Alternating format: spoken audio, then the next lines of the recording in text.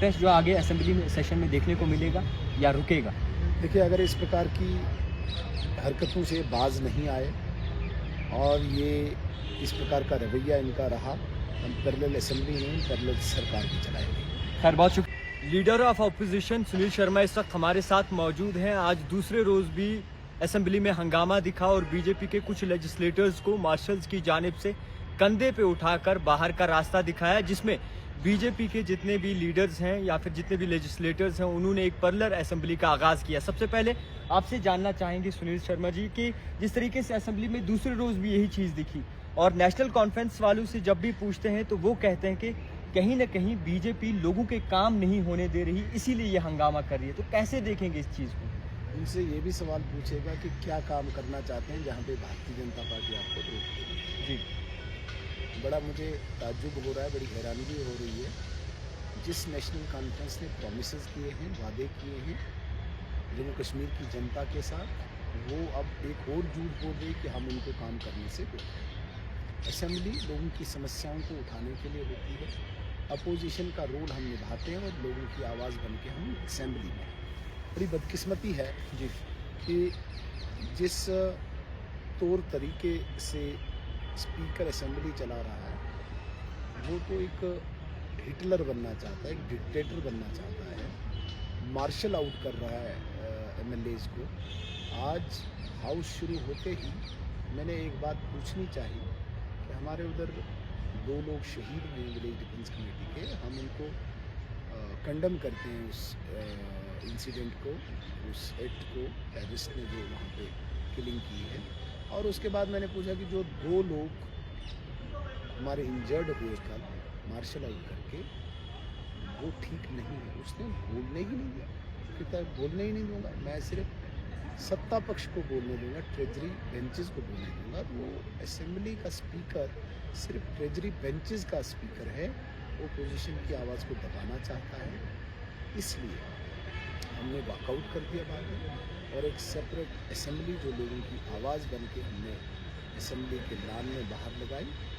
हाँ, एक बात और मैं ज़रूर कहना चाहूँगा, अनडेमोक्रेटिकली, गैर कानूनी, अनकॉन्स्टिट्यूशनली वो असेंबली को चलाना चाहते हैं, वो हम चला रहे हैं। ऑपोजिशन के हुए बगैर ही आज असेंबली चली है। पहली बार ऐसी चीज़ें देखने को मिली है जिसमें ऑपोजिशन को बाहर निकाल दिया और असेंबली चल रही है, और ये भी कहना है कि असेंबली को एक अखाड़ा बना के रखा है। सो कैसे नज़र डालेंगे? देखिए, ये मुझे लगता है कि आज जम्मू कश्मीर की असेंबली का ये सबसे काला दिन होगा, darkest day of Jammu and Kashmir assembly. ये देखा होगा आज जब आप मार्शल से लोगों के चुने हुए नुमाइंदों को बाहर निकालते हैं और सिर्फ सत्ता पक्ष को आप हाउस में इन्वॉल्व करते हैं, तो कहीं न कहीं ये नेशनल कॉन्फ्रेंस की मानसिकता को दर्शाता है, जिस मानसिकता में उन्होंने गुंडागर्दी, दादागिरी, सिविलियन किलिंग्स, कश्मीरी पंडितों को यहाँ से बाहर निकाल के पलायन करवाना, इस प्रकार की मानसिकता को दर्शाता है।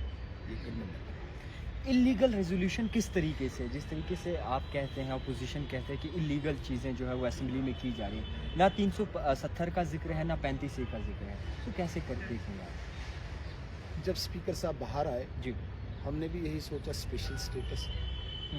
स्पेशल स्टेटस इंडियन कॉन्स्टिट्यूशन में कहीं पे नहीं, ये तो आप भी मानते हैं। लेकिन स्पीकर साहब वाजा करते हैं कि ये रेजोल्यूशन 370 का रेजोल्यूशन।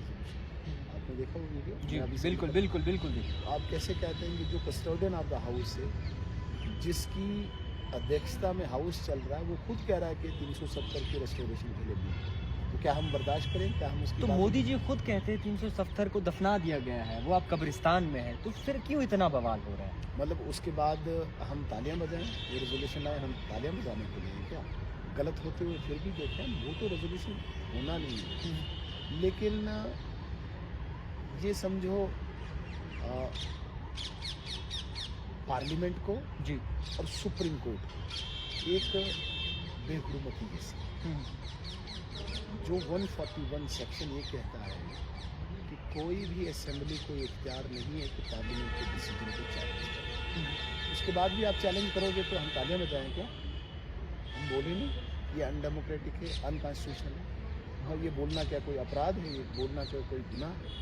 कहते हैं जिन टेबल्स पर जो है कॉन्स्टिट्यूशन रखकर पढ़ा जाता है उन्हीं टेबल्स पे बीजेपी के लेजिस्लेटर्स खड़े थे जूतों समेत। वो बताए ना कौन से कॉन्स्टिट्यूशन पे पढ़े थे, जूतों के समय कौन से पढ़े थे। वो टेबल्स जो थे, वो टेबल हमने तब इस्तेमाल किए जब वहाँ पे कोई नहीं था, जब वहाँ से वो हट गई, उसके बाद उन टेबल्स पे हम बैठे, हमने धरना।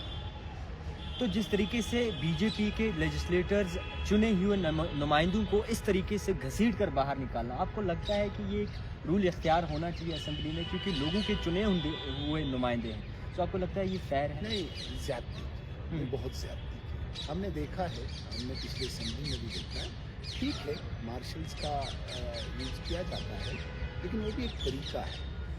लेकिन जिस तरीके का आज इन्होंने इस्तेमाल किया, ये तो मुझे लगता है जितनी इसकी कड़ी निंदा की जाए वो कम। आपकी पैरेलल असेंबली में कौन कौन से पॉइंट डिस्कस हुए जिस तरीके से आज एक ऐतिहासिक चीज़ हमें देखने को मिली?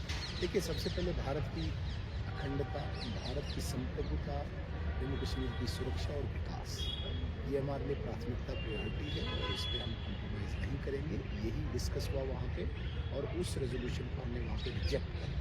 ये और भी आपका प्रोटेस्ट जो आगे असेंबली में सेशन में देखने को मिलेगा या रुकेगा? देखिए, अगर इस प्रकार की हरकतों से बाज नहीं आए और ये इस प्रकार का रवैया इनका रहा, हम पैरेलल असेंबली में पैरेलल सरकार भी चलाएंगे। खैर, बहुत शुक्रिया वक्त देने के लिए। सुनील शर्मा जी से